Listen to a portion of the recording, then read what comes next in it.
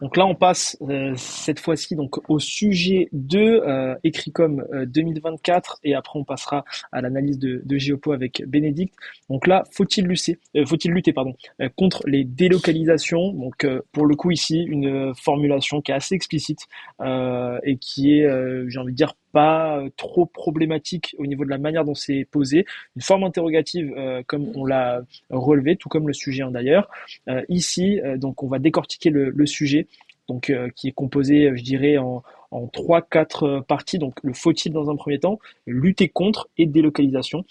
Les délocalisations, donc là ici on peut jouer sur le déterminant encore une fois toujours ces jeux de mots je dirais à faire avec une perspective historique de quel type de délocalisation on parle, etc. Donc c'est assez intéressant. Analyse du sujet de ton côté à première vue, Thierry, faut-il lutter contre les délocalisations? Ça t'inspire quoi? Ça m'inspire déjà beaucoup de choses d'actualité. Moi, je trouve que le sujet, je pense que là, dans une contextualisation, les élèves pouvaient vraiment bien s'en sortir en liant, pour moi, un mot clé actuellement, c'est le mot de souveraineté. Je crois que depuis le Covid, depuis la crise ukrainienne, aujourd'hui, on voit bien que délocalisation, il y a un enjeu autour. Sinon, après, comme tu l'as dit, faut-il, quelle est la légitimité, quelle est la possibilité? Lutter contre, ça veut dire quoi lutter contre? Est-ce que ça doit être du défensif ou de l'offensif? Et délocalisation, ben, on va les définir, mais je crois qu'effectivement, là, il fallait, comme tu l'as dit Léo, je crois au début, hein, ne pas confondre délocalisation, désindustrialisation, et surtout ne pas avoir appris par cœur des sujets des dernières années, notamment celui de l'ESSEC, voilà, et essayer de le recaser dedans. Pardon de dire comme ça, mais on n'est pas dupe en tant que correcteur. On attend une analyse qui est vraiment liée à ce sujet et on n'attend pas de recracher des sujets déjà faits, quoi. Même si c'est quand même bien de lire des bonnes copies pour avoir Non, non, quelques éléments, bien qu'on se sûr. comprenne pour avoir les éléments, la problématisation, comment les élèves effectivement définissent, mais effectivement ne pas copier-coller des sujets comme ça parce que ça c'est un piège, hein. On a des étudiants dans le chat qui me disent j'ai parlé de souveraineté, yes, donc c'est bien qui sont contents.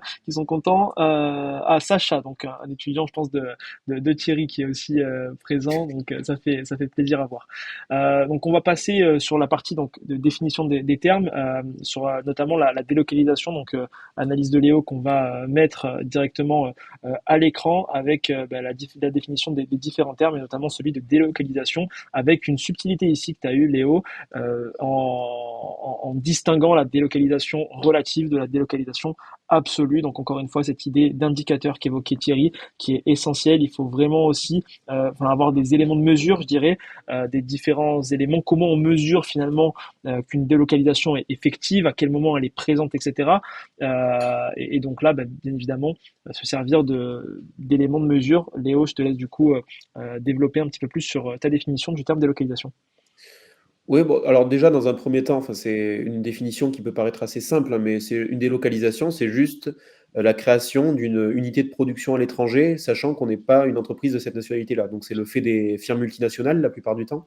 Et il ne faut pas oublier qu'il y a trois sens en fait du mot délocalisation. Les deux premiers étant les plus importants, c'est-à-dire délocalisation absolue. Donc, une entreprise est détruite, enfin, en tout cas, un site de production est détruit dans un pays pour être mis dans un autre. Et la délocalisation relative qui est en fait plutôt créer une unité de production à l'étranger qu'en créer une chez nous. C'est-à-dire qu'elle n'existe pas encore, mais on va plutôt la créer à l'étranger que chez nous. Et la dernière, c'est la délocalisation géographique, qui a un sens généralement qu'on a moins. C'est la délocalisation d'une entreprise, mais pas forcément à l'étranger en fait. Par exemple, Mister Prépa peut très bien décider de se délocaliser de son siège de Paris à Lyon parce qu'il y trouve des raisons existentielles. Donc, par exemple, la constitution d'un cluster d'innovation. Donc, c'est par exemple, je me rappelle dans l'analyse, j'ai pris l'exemple de l'ENS Paris-Saclay, qui a changé de campus, qui est passé de Cachan à Saclay pour des raisons stratégiques. Donc là, c'est une délocalisation, mais pas dans le sens auquel on le trouve régulièrement dans les copies. Voilà. Bon, à mon avis, des étudiants qui ont déjà les deux premiers sens s'en sortent très bien.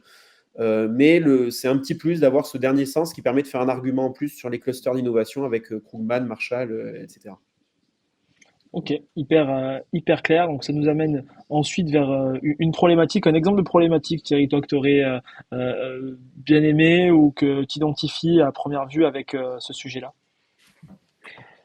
Moi, je pense que la problématique, elle devait tourner vraiment autour d'un enjeu. Ben, regardez avec quoi on téléphone aujourd'hui, ce qu'on a dans les oreilles, le téléphone portable que l'on a, ce qu'on porte sur nous. Est-ce que toute délocalisation doit-on éviter toute délocalisation, tout simplement, hein? Quelles sont les délocalisations qu'on doit accepter? Parce que c'est le jeu économique, c'est la règle du marché. Les entreprises, on n'est pas dans un système planifié, économie fermée, on peut pas. Voilà, il faut qu'elles bougent. CF, le paradigme Oli qu'on pouvait citer ici, hein, et puis CF aussi, bah, tous les enjeux liés à la souveraineté aujourd'hui, quelle délocalisation on doit éviter, mais éviter au sens qu'est-ce qu'on peut encourager à rester chez nous, quoi.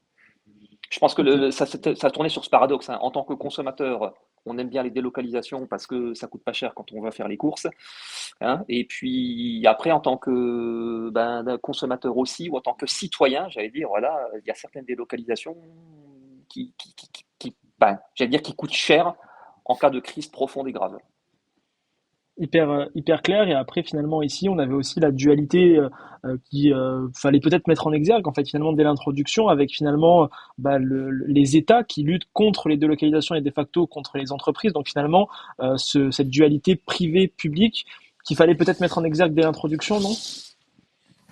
Oui, alors après, justement, par rapport à ça, on pouvait parler aussi très bien en termes de délocalisation. Est-ce qu'on délocalise les sièges sociaux? Est-ce que c'est du profit shifting?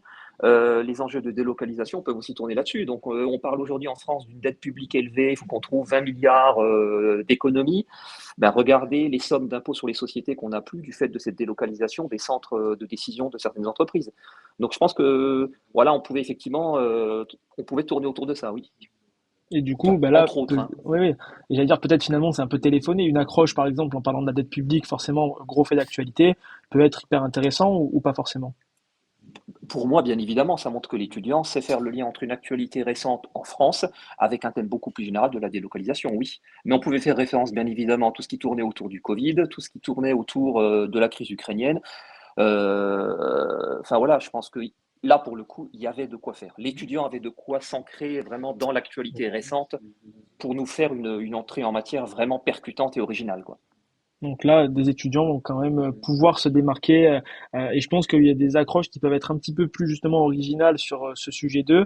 Peut-être que le sujet 1, qui est un petit peu plus, j'ai envie de dire, classique, peut-être il y aura peut-être moins, et vous nous le direz en tant que correcteur, avec les différentes copies que vous allez avoir. On se penche ici rapidement donc, sur une proposition de plan qui nous a été proposée par Léo. Donc là, on a le grand 1 qui apparaît à l'écran tout de suite.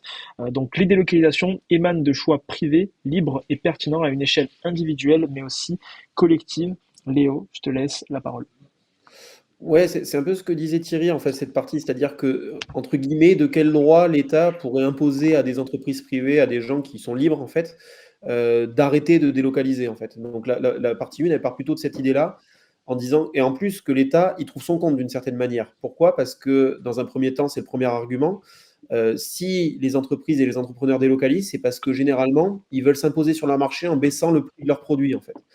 Là, je fais référence au paradigme Oli de Dunning, du coup, dont parlait Thierry tout à l'heure. Le L de Oli, c'est un avantage de localisation, c'est-à-dire pourquoi j'ai intérêt à produire en Chine plutôt que chez moi. Bon, ben là, on voit directement pourquoi. C'est que parfois, il y a des avantages fiscaux, des avantages en termes de normes sociales et environnementales qui n'existent quasiment pas. Donc là, on a un avantage qui permet de faire baisser les prix. Et on est très content après en France d'importer des biens de Chine ou de Temu qui coûtent 1,50 €, mais qui par contre, en fait, respectent aucune norme sur le plan social, fiscal ou environnemental. En fait. Donc, en fait, le premier argument, c'est vraiment montrer que si l'entrepreneur délocalise, c'est pour une bonne raison, c'est pour minimiser son prix. Et en microéconomie, le synonyme de minimiser son prix, c'est aussi de maximiser le surplus du consommateur. Et ça, c'est une bonne chose pour un État dans une problématique de pouvoir d'achat qu'on entend régulièrement depuis la crise du Covid. Voilà. Donc ça, c'est le premier argument. Tu veux que je continue, Dorian Ouais, bien sûr, vas-y, vas-y. Donc le deuxième argument, c'est sur une autre théorie du cours sur le commerce international qui est intéressant sur les délocalisations, c'est le fameux cycle de vie du produit de Vernon. Ce modèle, il dit quoi en fait? Il dit que le processus de délocalisation, il permet un jeu gagnant-gagnant dans la mondialisation. Pourquoi? Parce que les pays développés transfèrent une technologie vers des pays en développement qui peuvent s'en servir du coup pour copier et pour rattraper et donc pour entamer un processus de croissance économique. On en revient au vol d'oie sauvage qu'on évoquait sur le premier sujet. Et d'un autre côté, en fait, qu'est-ce que vont faire les pays développés pendant ce temps-là? Ils vont se concentrer sur la recherche et développement pour trouver de nouveaux biens qui sont plus intensifs en valeur ajoutée. Et donc là, on retrouve l'idée développée par Stanley Shi avec la courbe du sourire, c'est-à-dire que les pays développés s'occupent des activités intensives en valeur ajoutée et les pays en développement rattrapent comme ils peuvent avec une croissance qui est plus extensive qu'intensive. Voilà. Donc en fait, là, on voit très bien qu'il y a un jeu gagnant-gagnant, de la croissance pour les PED et aussi de la croissance pour les PDEM, avec en plus des délocalisations qui peuvent intervenir à l'échelle individuelle. Des ingénieurs indiens qui partent aux États-Unis, c'est une richesse pour les États-Unis. Donc, je ne suis pas sûr que les États-Unis aient envie d'arrêter ces délocalisations-là à l'échelle individuelle. Et après, donc, tu parlais des clusters Et voilà, d'innovation. c'est l'argument que j'ai développé tout à l'heure sur, en fait, quand vous concentrez géographiquement, ce qui s'appelle une délocalisation géographique, ça peut amener à plus d'innovation, du transfert d'idées entre chercheurs, entre entreprises, et donc ça permet des économies d'échelle et d'innovation. Et j'ai donné l'exemple tout à l'heure de l'école normale supérieure. Voilà. Tu nous as parlé justement du cycle de vie ou de la courbe du sourire. Qu'est-ce que tu verrais, toi Thierry, encore une fois ici, d'un point de vue modèle, graphique, relation mathématique, que tu verrais? J'aime bien te poser cette question-là, un peu technique. Si on considère effectivement, je pense que Léo est d'accord avec moi que ton analyse, on est plus dans un paradigme libéral, laissons faire, Ouais. pas ultra-libéral, mais principe libéral. Le principe, c'est le producteur et le consommateur qui font des choix.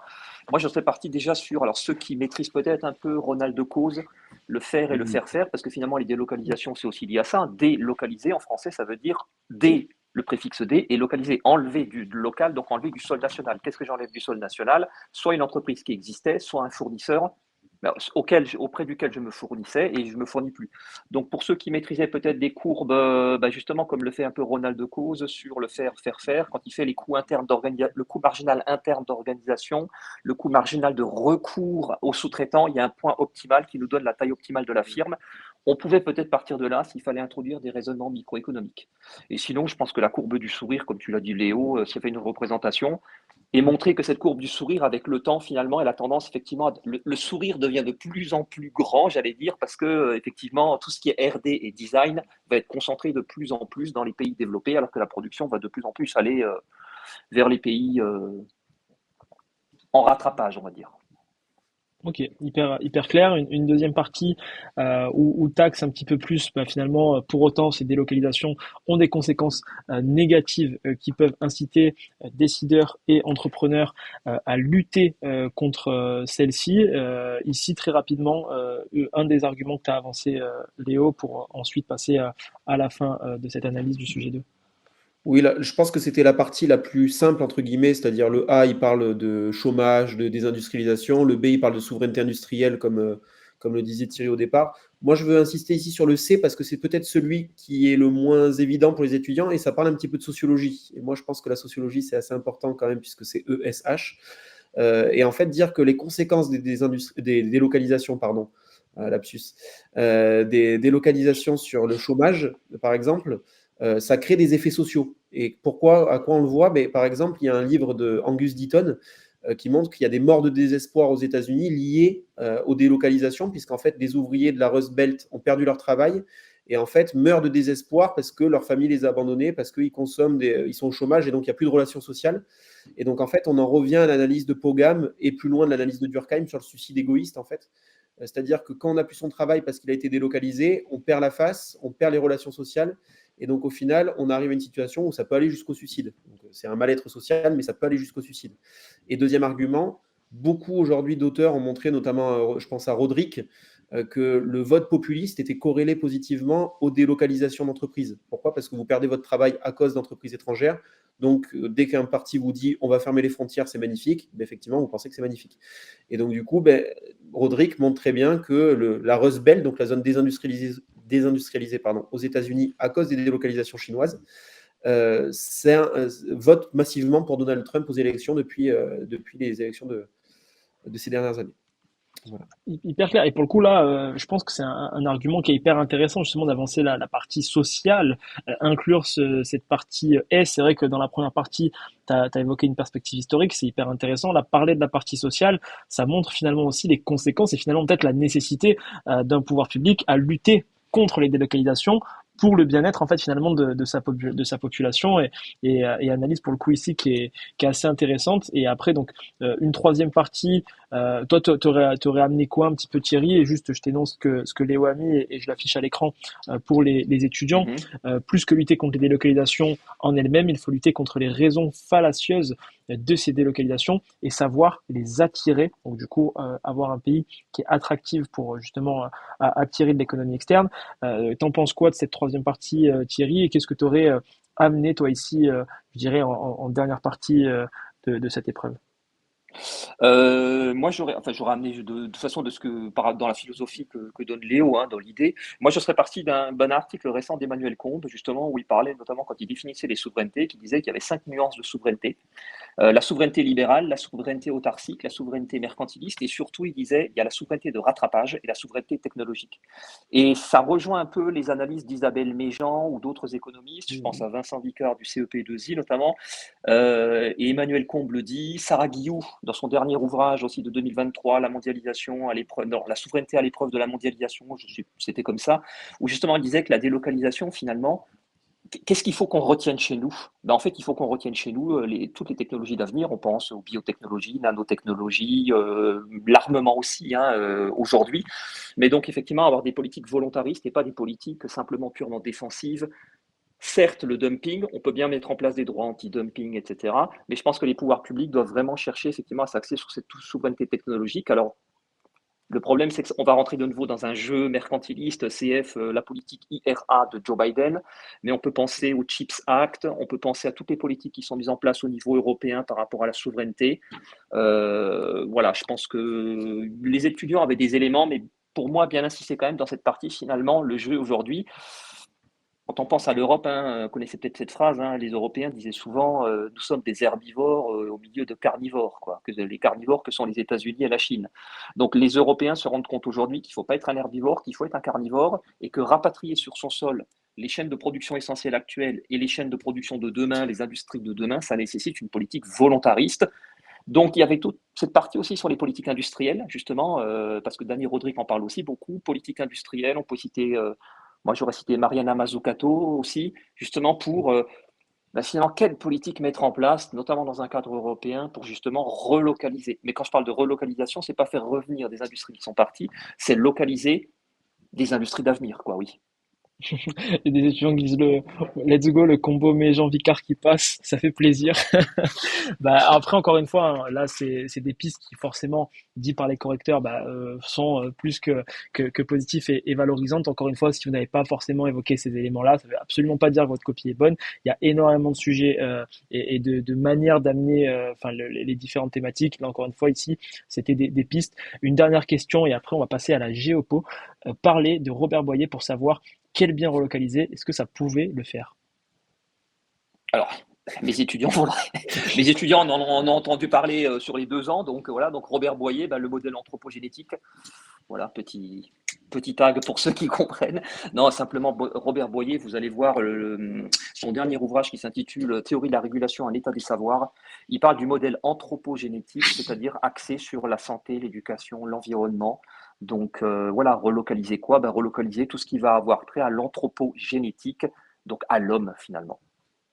Ok, hyper clair. Un mot pour conclure, Léo, et après donc on passera à l'ESH. Un mot pour conclure pour les étudiants en vue des prochaines épreuves de ESH qui vont arriver semaine prochaine. Pour rappel, ESH, ESSEC HEC, ESH, ESCP, schéma. Un mot de conclusion, Léo. La seule chose que j'ai envie de dire aux étudiants, c'est que ces analyses, donc celles qui sont écrites, mais celles qu'on est en train de faire aussi, c'est pas pour leur faire peur. C'est pour les aider à réviser pour la semaine prochaine, mais c'est pas parce qu'ils n'ont pas fait exactement ce qu'on vient de dire, encore une fois, que c'est mal et qu'ils vont avoir une mauvaise note et qu'il faut qu'ils perdent leur confiance, en fait. Donc il faut vraiment qu'ils se servent de ce qu'on est en train de se dire comme un outil pour la semaine prochaine, mais pas comme une source de stress pour les épreuves à venir. En fait, il faut qu'ils gardent la confiance, qu'ils voient ce qu'ils ont mal fait, parce que c'est aussi écrit comme pour certains un concours d'entraînement. Pour certains, c'est ceux qui veulent, mais pour certains, c'est un entraînement. Il faut qu'ils gardent le côté positif et tout ce qu'on vient de se dire pour être plus performant la semaine prochaine, mais il ne faut pas qu'ils perdent confiance avec ce qu'on vient de se dire. Parfait. Merci Thierry, merci Léo pour votre présence sur ce live. La vidéo, bien évidemment, sera disponible en replay.